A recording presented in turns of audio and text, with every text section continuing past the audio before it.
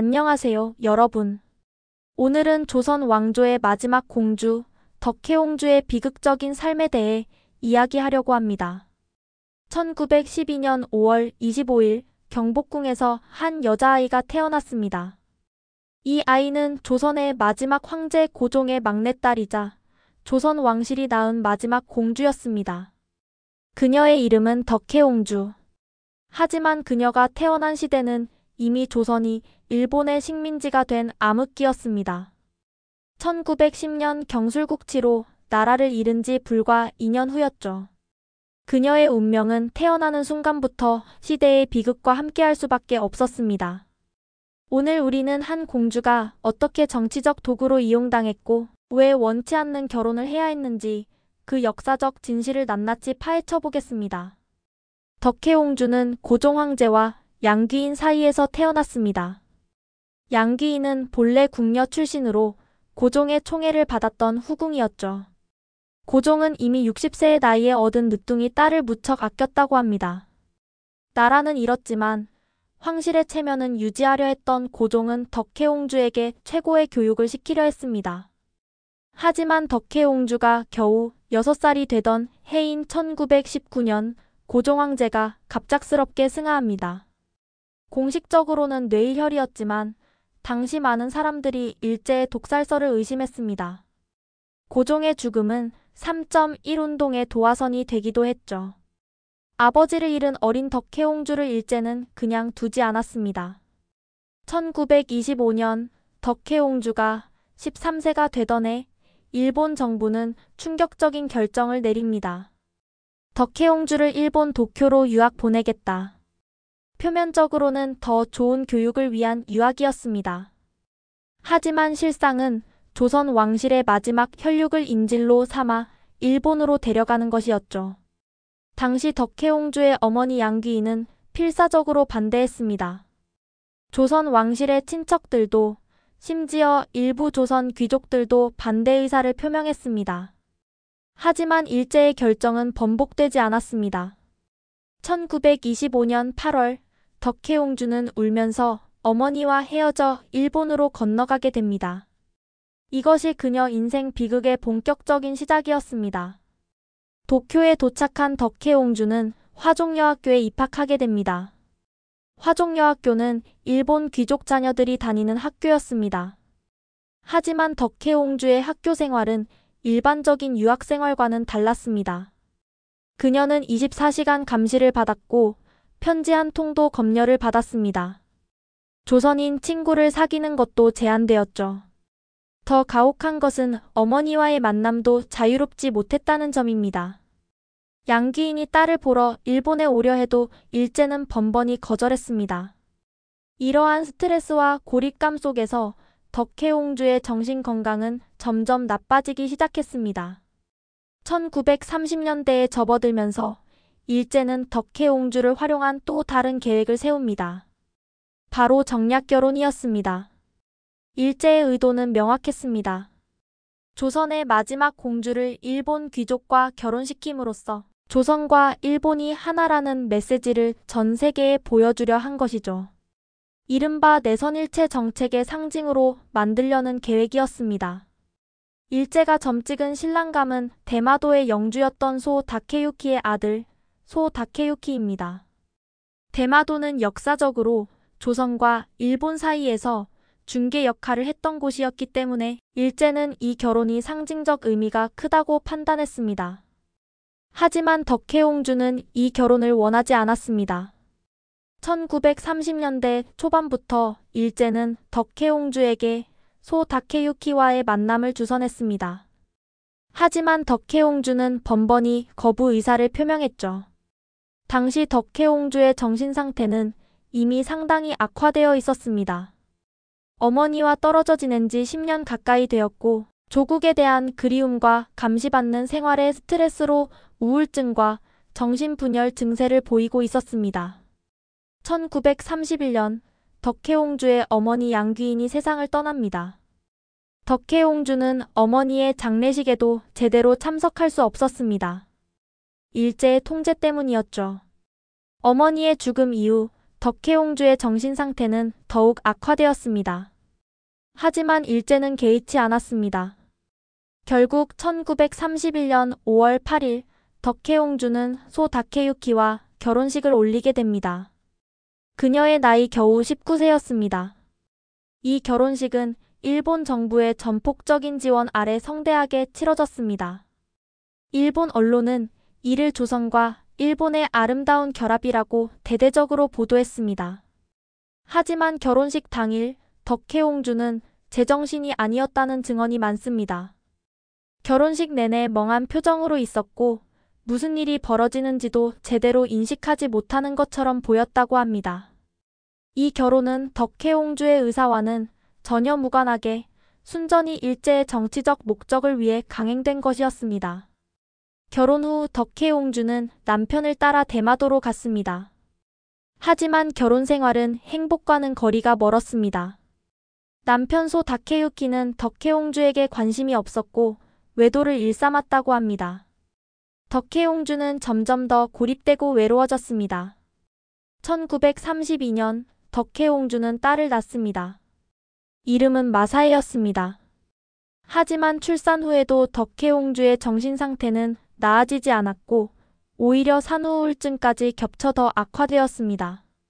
1933년경부터 덕혜옹주의 정신질환은 일상생활이 불가능할 정도로 심각해졌습니다.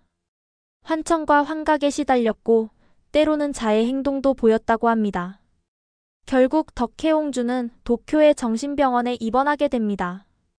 이후 20년 넘게 그녀는 병원을 들락날락하며 지냈습니다. 당시 정신의학은 지금처럼 발달하지 않았고 치료 방법도 제한적이었습니다.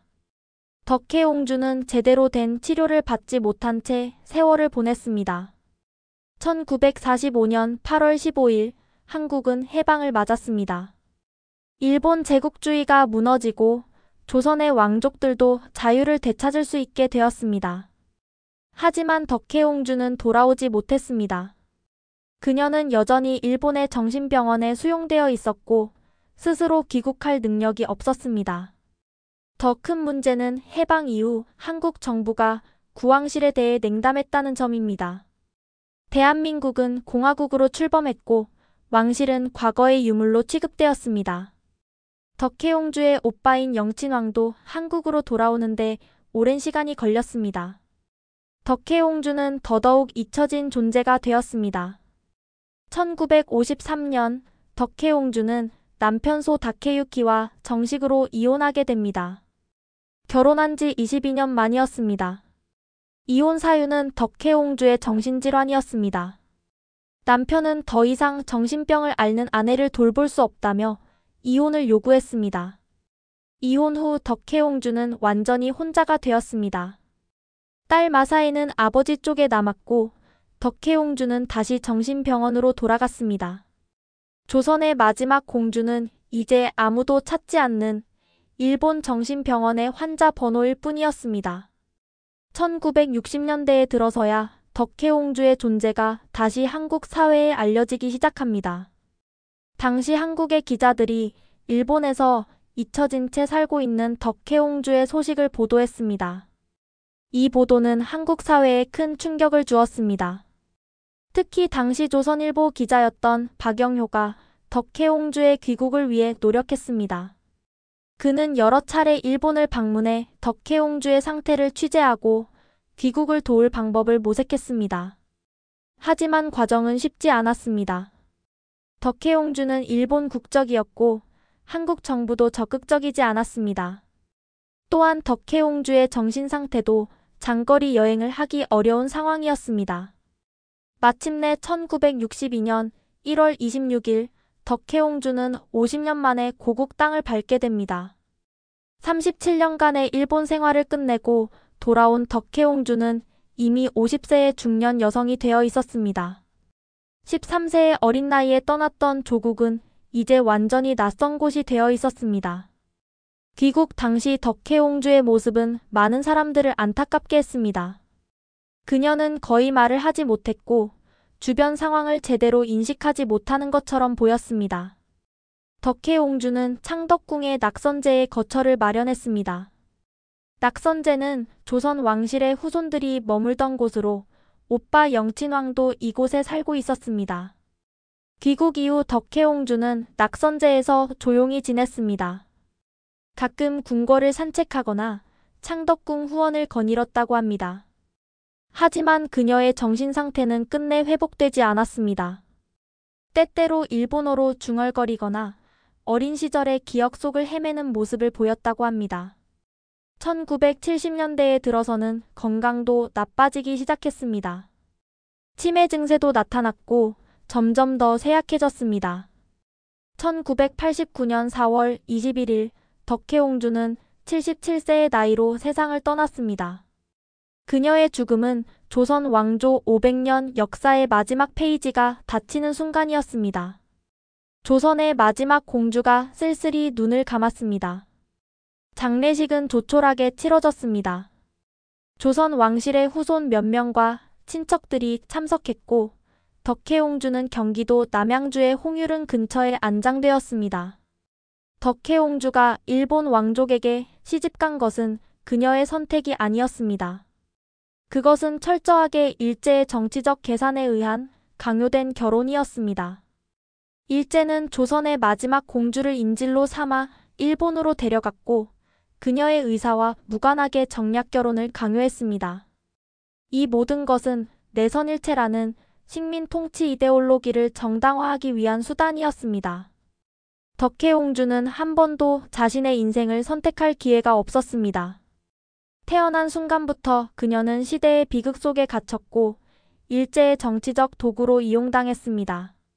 오늘날 우리가 덕혜옹주의 이야기를 기억해야 하는 이유는 무엇일까요? 그것은 단순히 한 공주의 비극적인 삶을 애도하기 위해서만은 아닙니다. 덕혜옹주의 이야기는 식민 지배가 개인의 삶을 어떻게 파괴하는지를 보여주는 생생한 증언입니다. 일제는 한 나라를 빼앗는 것으로 만족하지 않았습니다. 그들은 개인의 존엄성과 선택의 자유까지 빼앗아갔습니다. 덕혜옹주는 그 수많은 희생자 중 한 명이었습니다. 덕혜옹주, 조선의 마지막 공주.